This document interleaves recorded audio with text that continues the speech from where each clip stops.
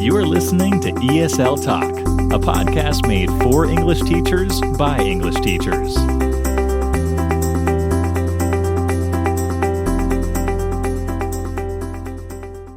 Hello, and welcome to today's episode of ESL Talk. We hope you're enjoying season 2 so far, and we really want to thank you all for your support. We are really growing week by week. Yeah, we are. And this week, we're covering the topic of how to create effective resources for your students.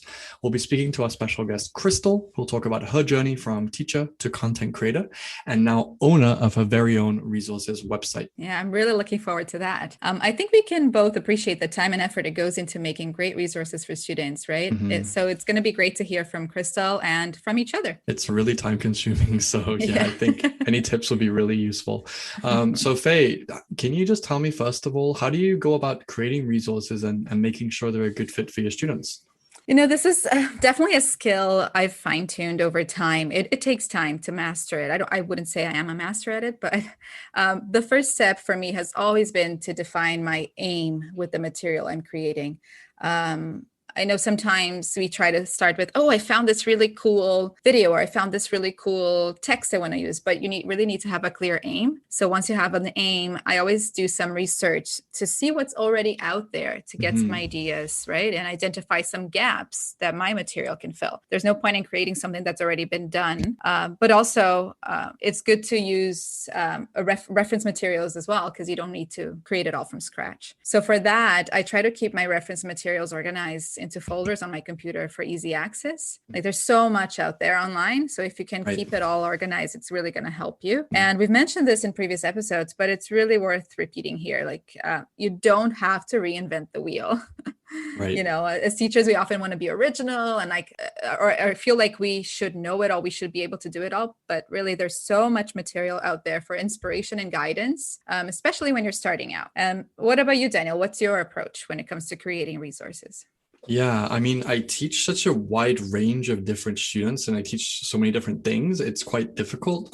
There are some really great websites, you know, TES, which is a UK one, which has a lot of really good kind of language arts and literature materials, I would say. That's a great one.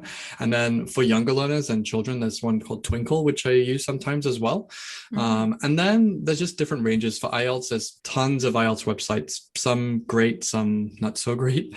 And then I combine that with my own textbooks, my own kind of materials that I've gathered over the years. So the planning process for me is knowing the student, knowing what they need, and drawing from all of those things instead of just drawing from one or two things. Because if I'm teaching a lesson 10 times, I don't want it to be the same every single time for my sake. And also every student should be treated differently. Like you said, we can't have a one size fits all approach. It just doesn't work. And again, if I was a student, I wouldn't want the same activities every single lesson. So again, I'll draw from a different range of 10 or 12 different sources, and I'll pick out what I think is suitable for that lesson or for that student. So yeah, I think that's probably the best way to kind of do that, but everyone's different and some people might just need simple conversations, so you can bring some questions. Some might need more specific material. So it just really depends on your student and knowing your student as well.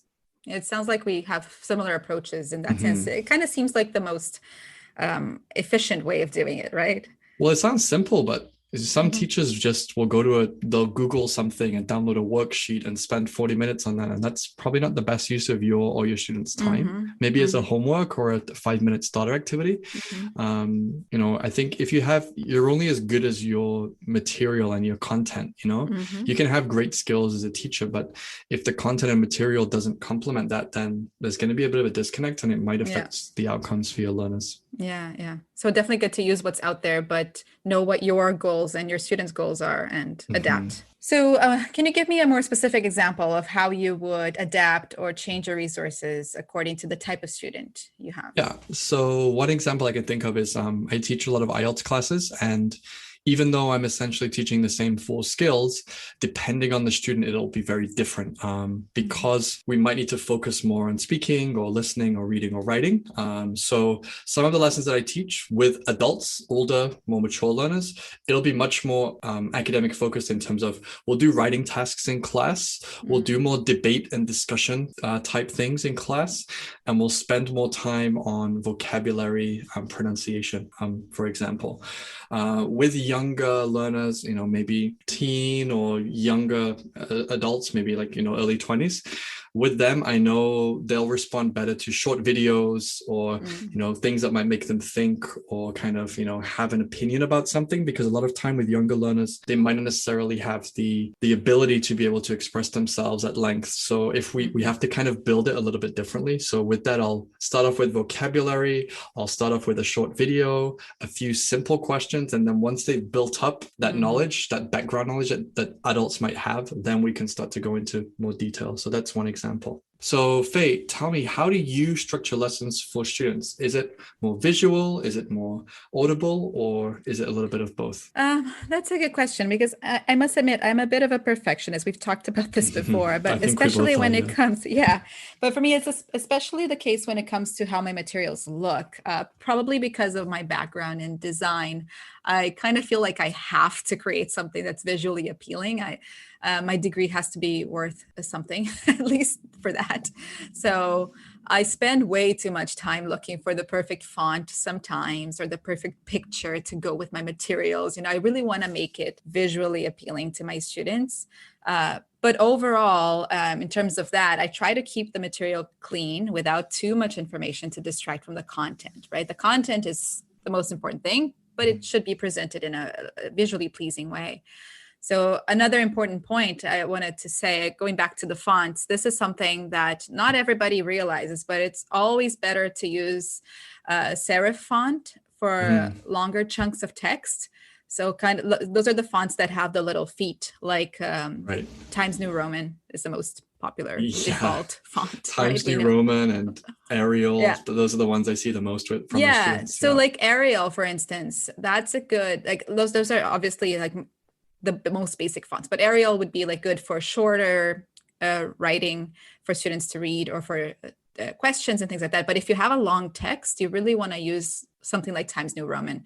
And it's a lot easier for the reader to comprehend, less tiring for your brain, and really important when your students speak languages whose alphabet is not Roman, like English, right? That's a really good point. And I think, again, this is probably the first time I've really thought about this. I haven't consciously thought about font per se. I always try to have simple to read fonts like Calibri or Tahoma. Those are my 2 go-tos. But this is, definitely, because if students process language, or they have a different kind of root of their language, and this is a really important consideration. Wow. Yeah. It's kind of like when you write on the whiteboard. When I started teaching in Brazil, and cursive writing is huge there. It's like the proper way to write, let's say. And I remember when I started teaching in Canada, my first lesson was to a bunch of elderly Chinese and Korean ladies. And they could not read what I wrote on the board. And then my trainer told me, you have to change how you write, because they can't read cursive writing. I'm like, obviously, that's not their first language. They didn't learn cursive writing. It's not fair for me to do that to them. So yeah. And that's true, because, Korean as a language, that's a language I speak pretty well. And that system is, block system, letter by letter, or sound by sound. So that would make sense. And that kind of ties into what you just said. So that's a really cool insight. Faye, are there any specific tools or platforms that you would use to help you with the design process? Yeah, well, I was talking about fonts. So I could make a couple recommendations for websites I think would be helpful for our listeners. If you are a font freak like me, I do recommend a website called DaFont. It's DA Font. They have tons of free fonts. There are some paid ones as well, but there's a lot that's free there. And they also have a lot of those dingback style fonts, kind of like those wingdings, webdings, and things like that I think are really useful for when you want to create a vocabulary worksheet, or you need a decorative element. And then you don't really need to use any design software. You can just use the Microsoft Word or Pages or on Apple. And there are also a couple of websites I like to use for stock photos, free stock photos. Like I said, I think using like cool images, or like really images that will really represent your topic and will be even good for setting the scene for your topic right before you get started. So a couple of websites I really like are, one of them is called Pexels. It's like Pexels. Right. I don't know if you've probably used that before. And they have tons of free photos as well. And you can search for any topic you like, people or no people, or just like things and landscapes or whatever you want to search for. And another one I just found out recently is called nappy.co, not to confuse with nappy.com, because that's a website for diapers in the UK. Right. It's nappy, nappy.co. And they feature stock photos featuring only Black and brown models to kind of fill that gap in the stock photo market. Like, it's so easy to find white, blonde-haired models for your stock photos. But we should add variety to our materials, because our students, people are all different, and be more inclusive in that sense. Yeah, exactly. We want to avoid those kind of stereotypes and open our students' minds where we can as well. Yeah, that's awesome. Do you have any tips for tools for designing or finding source materials or anything like that, Daniel? Yeah, so I kind of mentioned before, my go-tos for resources are tests, which I also sell my resources on, which is a nice little side hustle of mine for teachers. And then I said Twinkle as well. I guess Canva can be really good. That's pretty easy to use. And if we're doing something quite sophisticated, or we want to stand out, then we could use that. But these are quite time consuming. So when it comes to source materials, good textbooks are great. Ebooks are great. Definitely make the most of your Amazon Prime account if you have it, because there's a lot of great free ebooks, or very cheap ebooks, and also audiobooks. So Audible is another great source as well. There's a lot of really good teaching books that are available on there, and also really good audiobooks you could suggest for your learners as well. But yeah, I think, start off with a good Google search, that's fine, but make sure that the websites you're using are relevant and they're going to match the learner's needs. When it comes to learning English, my go-tos for reading are Breaking News English, because it has differentiated articles, different levels, activities. Listening, I would go to a website called Listen and Write. So not only is it listening, it's also writing. So you'll choose an activity, a video or a podcast or a news clip, and within that it'll stop you at certain points and you have to type in the words or match the vocabulary, or kind of really check your listening and your comprehension skills. Another great one, probably one of my favorites, is called Youglish. So YouTube, English combined together. So when you hear an expression or a phrase you're not familiar with or you're not too sure about, you can just put it into Youglish and it will show you that clip of that phrase in context in a TV show or whatever else it is. And yeah, I would say those are the go-tos. And my last one that I suggest is one called Ello, ELLLO, so 3 L's. And that's really nice because it has a lot of natural conversations with, little activities and checks and transcripts, etc. So those are just a few. There is a lot more. But I think for our learners, every teacher could use those in some ways for their learners. Yeah, that's very true. Yeah, Youglish is a really, really useful one. I'd actually forgotten about that one. Yeah. But you touched on something interesting I just want to make a comment on, which is like you mentioned Canva and things like that for design. They can be very time consuming. So one thing I'd say, and you said that too, just stick to something simple to start with, right? And do what you know. So if you're familiar with using Microsoft Word, just do that to start with. Don't try to learn all of my lessons and courses that I've developed. They're all PowerPoint with Word documents, but I put a few graphical elements in there and messed around with a few templates. And once you get your style that you like that works well, then go with it, because you don't want to start from scratch every single time. All right, already some great discussion and we're just getting started. So let's now hear from our special guest, Crystal, who's going to give us some insight into how to create and utilize effective resources for her learners.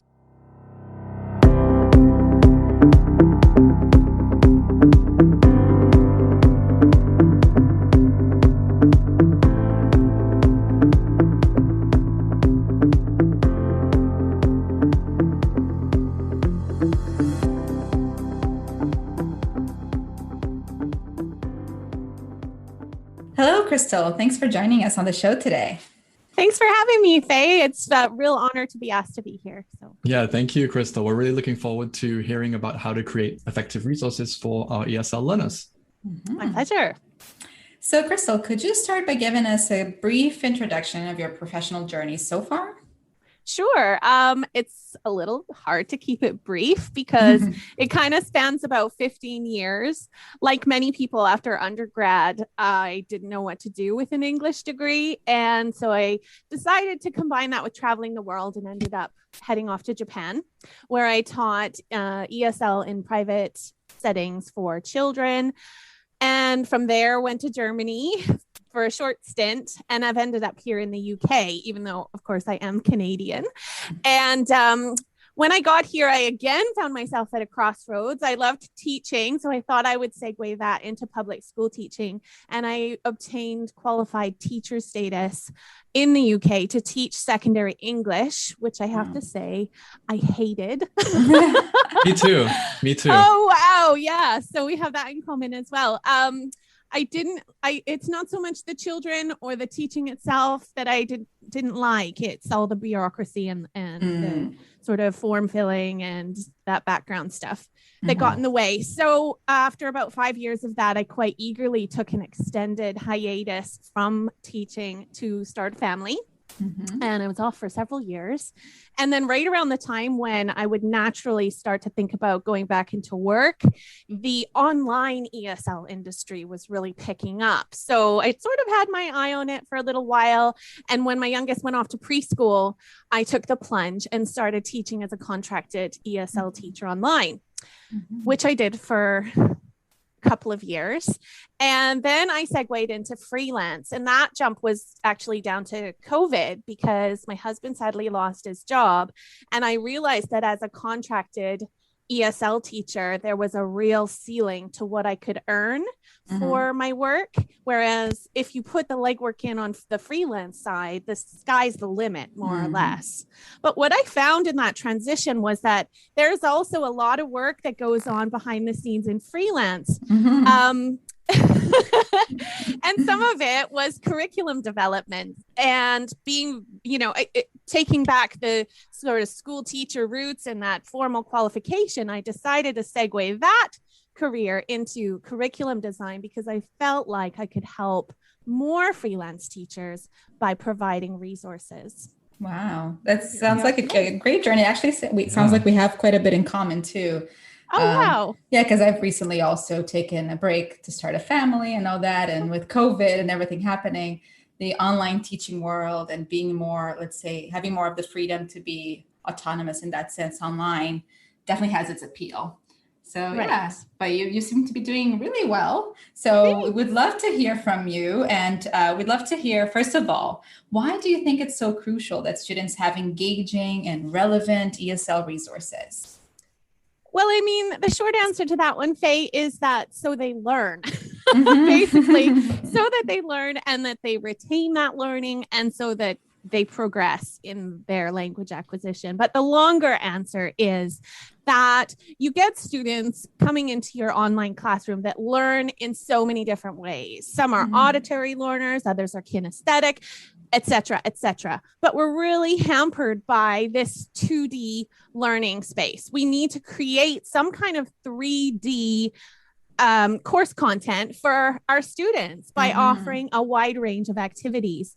Even if it's older or more advanced learners, they still need to be able to move and manipulate the language, to experiment with it, to practice that multi-sensory input and output to really cement their progress. So by making the learning relevant, you're innately boosting their retention because you've also gained their interest.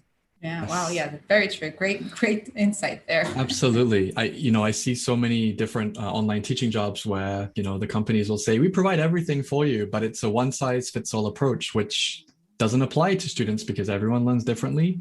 Everyone's at different levels and so on. Right. So it sounds like you're really trying to. I do agree with that in a sense, because coming from the contracted ESL world, that is very much what I had to abide, right? Yeah. You're given your 25 slides and you have to cover all 25 slides. You have to finish at that 25-minute mark.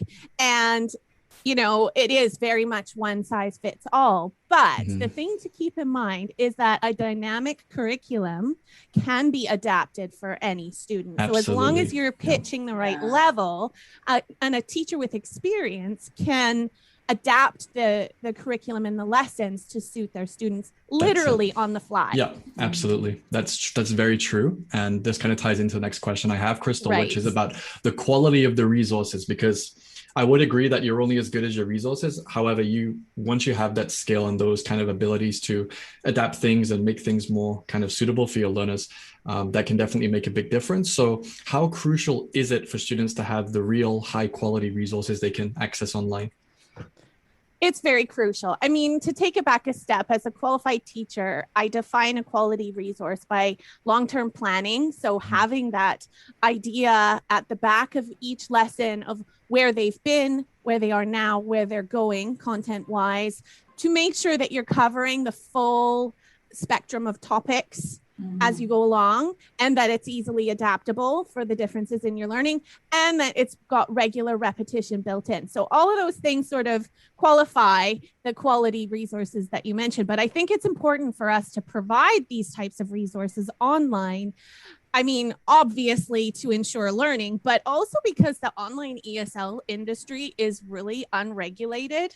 Daniel, coming from the UK and the teaching background that you have, you know how regulated UK schools are. Yes. Right? It's insane. Which causes people to walk away because it's just, it's ridiculous. Exactly. Yeah. Snap. Yeah, exactly. So I'm not by any means saying that that's the solution, but it's kind of not necessarily all one or all the other. You can find a happy medium.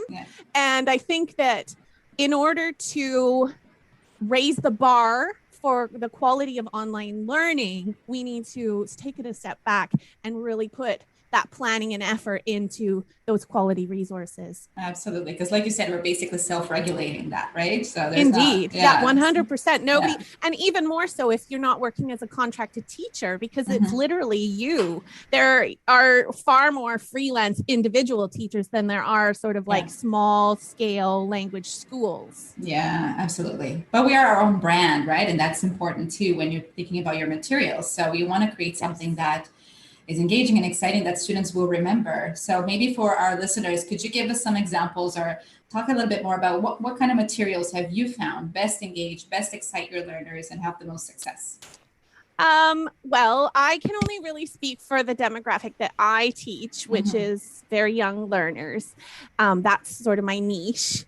And for them, it's all about games and interaction through annotative features. So really getting them stuck into the material by circling or drawing a line, these sorts of games and activities. I love physical props for my demographic. So my favorite is probably the little fake microphone to elicit some sort of exchange of interaction or dialogue. There's also a great use of 2D props available. So anything really to make online slides come to life. For me, that means, singing and goofiness and laughter. But I guess the answer there isn't so much about specific materials because my curriculum builds in the opportunities, but it's up to the teacher's personality to make them shine. Yeah, and honestly, like I've only ever taught adult learners or let's say maybe older teens, but everything you've said applies to all of my classes basically. So it's not that different, I think. If you want to engage your learners, you have to be a bit goofy, a bit playful. They need to feel like they're interacting with each other, with you. Games have always been really successful with adults, right? Right, Daniel? What do you? I think a lot of the times older learners might not want to admit that they enjoy games or that they enjoy, competition. I think competition is obviously, as long as it's done in the right way, is an awesome way to get students working with material and vocabulary. But I think inside of us all is that 8-year-old or 9-year-old who loves playing games. Absolutely. So I think it and can, it's how they work learn too, isn't it? Exactly. Getting them to interact in that way, in a variety of ways, actually helps them retain the information. Absolutely. Yeah. And now in a more practical way, what kind of platforms or programs do you use, or do you think people can use to create this sort of engaging and effective materials? Right. Okay. So my husband always teases me because when we first met and he saw my first resume, he noticed that it said that I was proficient in Microsoft Office. So many resumes say that. Yeah. Well, this is what I told him, but it might have been slightly inflated in my case. But all that to say that I have become really proficient in Microsoft PowerPoint, and while I might not be in like Excel, which is crazy, there is a lot you can do with PowerPoint, and I really recommend it. If you can become familiar with the transitions and the animations, you can create course content that is really dynamic and engaging. So I would say as a starting point to just create some slides on PowerPoint, and depending on what platform you use, you can either embed or just navigate to them separately. But I love to integrate clips from YouTube, or for adult learners, TED Talks and different things like that are really great. Now, that said, I would say for every 25, 30 minutes worth of lesson time, you don't want to go over about 3 minutes worth of audio or video clips because it can be like a deterrent, and that student is paying for your time as a teacher. And then I also use free imagery sites like Pixabay and Pexels to help put my course content into like a visual placement for the student. I just want to tell our learners, we did not tell Crystal to say all this because you're basically confirming most of the things we talked about. Oh, you're kidding. So did you also see, we're on the same page. Oh, good. Yeah, that's perfect. Did you also talk about test apps? You can create your own tests. No, we actually didn't mention that, but that's a good point. Yeah. So you can Google them. There are tons out there, like classmarker.com. I don't use them myself because my platform integrates testing, but you can use tests in a lot of ways. You can use them as a plenary for the lesson, as a homework, summative assessments. I find it a great feature to do a test in order to feed back to a client, like if it's a parent, not the student themselves, because the test will really signpost the progress so they can see where the student was from the last assessment up until this one. And you can make the tests really fun. There's lots of test apps out there that make them like gamified, which is great. I've used Kahoot a lot in my classes before. Especially when you're doing a live group class, which could be done online, but then they can sort of compete against each other and all that. They're super easy to make. That is a great idea. But I think your point about keeping it simple is something we mentioned as well. Like pick a software or something you're comfortable using, maybe not proficient yet, but just stick to that and just learn your way around it like you did with PowerPoint, right? So exactly. I'm going to take a Photoshop course and I've never even opened Photoshop before. It's like you're just going to get stressed out and really become especially as you're starting out. You definitely want to keep it simple, and then you can overlay things too, right? Like for example, I can run my Microsoft PowerPoint over Zoom, and then I can overlay it with ManyCam or Google Slides, which give me the opportunity for digital props, rewards. I can, if I don't have a big background, I can use that to create a digital background. I love, for example, to use GIFs in the classroom because not only are they eliciting understanding, but they're adding humor to my setting. So those are really fun if I can just whack them on screen and great. That's awesome. A lot of things that I've kind of tried to implement as well. So thank you for sharing that. So obviously, Crystal, you're now developing and you've launched your own resources website and subscription service. So a lot of the time students, especially when I was working in the UK, is we need resources, we need stuff that's ready to go just out of the gate. So should we always edit and change downloaded content, even if it comes as ready to go, out of the box? Should we still be cognizant of what we need to achieve in our lessons and make some edits if we need to, or should we just leave it as is?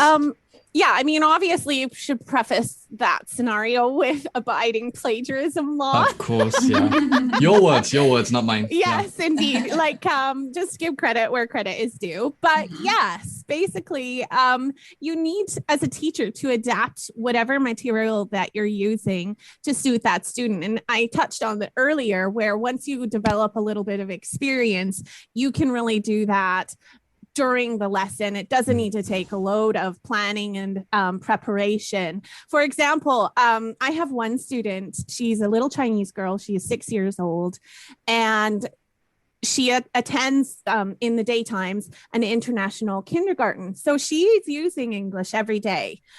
But the problem is she's using very spotty English because she's come at it as a Chinese speaker and she's only just started. And so there's this discord between her understanding and her spoken fluency and understanding in terms of verbal communication, but she doesn't necessarily have the framework of the grammar and that sort of understanding behind her. So in terms of the curriculum, she's set at level 2 on mine, which is pre-A1. So I quite often have to scale that up for her because she does understand it very well. So we're spending a lot of time on the foundations, like knowing how to do subject verb agreement in the simple present tense, because she still doesn't understand to add that S in the third person.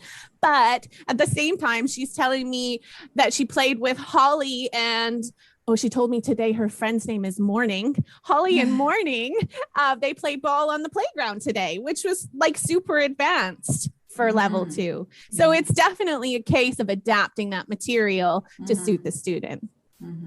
Yeah, there can often be a mismatch between skills as well, right? Some students have high level comprehension skills, but very low level production. Indeed, yeah, yes. That's very true. So tell us, Crystal, what were the factors that led you to creating your resources website? You've kind of touched on a few of the factors, but what was it that was kind of the straw that broke the proverbial camel's back and you said, right, that's it, I'm going to make my own website? So I guess at the heart of it is the fact that I'm both an online ESL teacher and a qualified English teacher myself. And one of the big things that I loved about contracted online ESL teaching was that I could literally like rock into my home office, turn on my PC and teach. There was no stress, no prep. And at the end of that lesson, I turn it off again and walk away. So when I did start freelancing, it was kind of a big shock in a way about how much planning and preparation was required. And I realized that I had to go back to my experience in schools and start planning really seriously.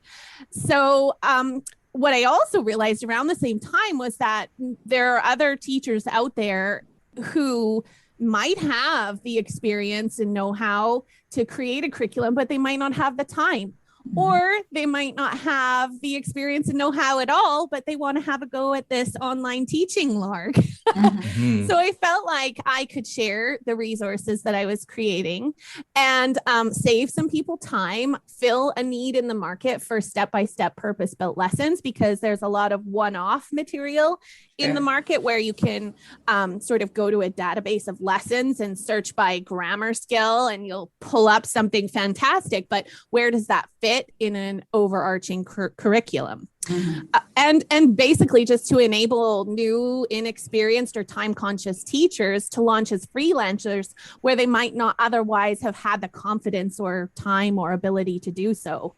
And at the end of the day, because so much time is spent on planning and that time is not paid, because we only get paid for our contact hours, it's in a sense giving those teachers a raise because they can either take on more students or have more free time by having, a usable curriculum at their fingertips. Absolutely. It's so time consuming. I mean, it's taken me maybe 3 years to get my separate courses all lined up and all the materials there and differentiated. 3 years. Yeah. That's crazy. But I'm there now. So like you said, I can just rock in and good to go. And absolutely.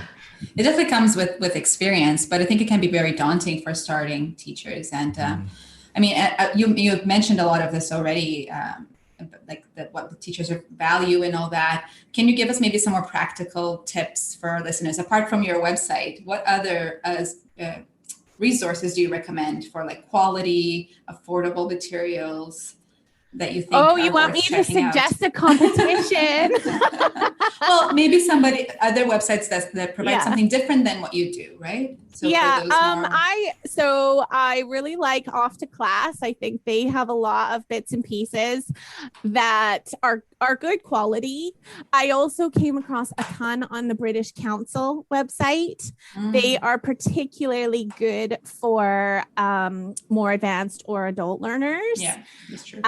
So they've got some great stuff. Again, though, they're bits of lessons. Exactly. You know what I mean? They're not a whole curriculum. They're more supplementary to something that you're already doing. Yes. Yeah. So there, a quick Google search will turn up quite a few resources. It just depends on what you're looking for. Are you looking for something that's downloadable versus subscribable? Are you looking for something free or paid? And in many cases, the paid material is going to be of a higher quality than the free. Or, you might try free and it's like a taster and then they want you to carry on with something paid, which to be fair is what I'm doing as well. Right. And so should they, because I don't think anybody should jump into a new curriculum or sign on with a new curriculum developer or platform without getting a chance to try it first. That's true. But also, I think as teachers, we need to remember that the people developing these materials are teachers like us, and they're using their time to do this, to provide you with this lesson. So that's also got value. And and you also have to take that with a grain of salt, because they're providing materials that work for them. And you may not have the same style of delivery or the same needs in your student base as what they have. Yeah. That's why the samples and the trial is really helpful. Yeah. Yeah. So we've talked about the rest. Now, obviously, let's come on to your own, company and your own website. So can you tell us a little bit more about your resource platform? Where can we find it? What are you offering? And obviously, how can our listeners go there and start to make use of all these resources that you have, Crystal? Yeah, sure, Daniel. So like I said, my idea was to provide a step-by-step curriculum. So I started out mapping all the skills that a student might need to go from real beginner straight through the spectrum. And I broke those down into 7 levels, and I broke those 7 levels down into 12 units. I matched units to themes and then created lessons within. So it is a cross-spectrum platform of over 650 lessons when it's done. And it is still a work in progress. So it's still on pre-launch pricing.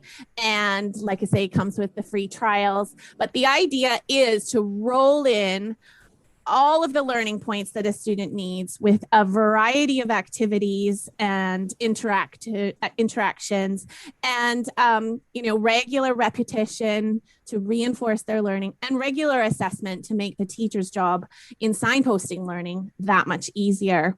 So you can visit either via Google, or my website direct address is esl-curriculum.com. I also publish a monthly newsletter. So we usually have a theme of the month.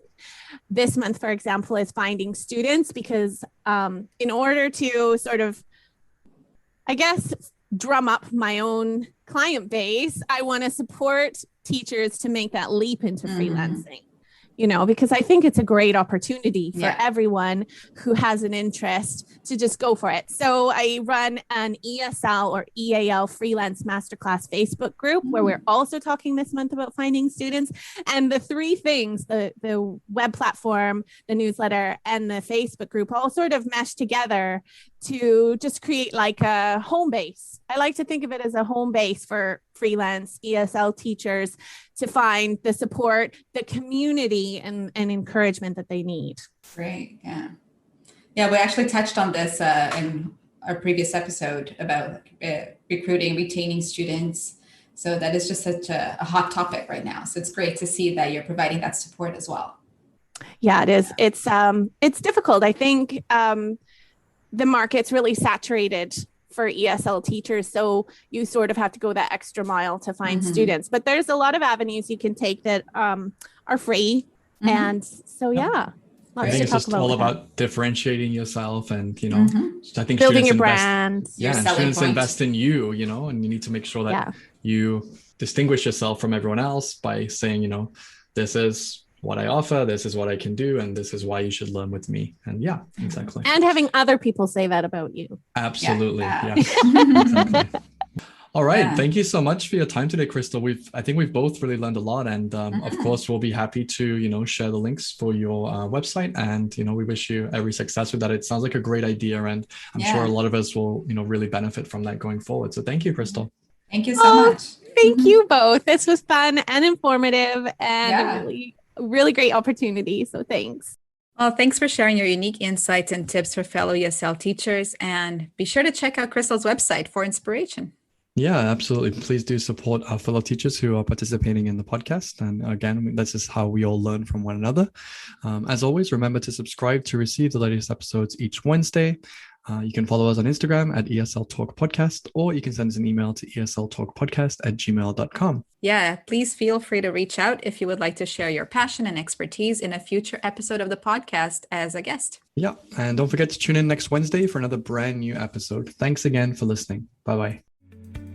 Thank you for listening. Don't forget to subscribe for new episodes and to follow us on Instagram and Facebook for even more ESL teaching content.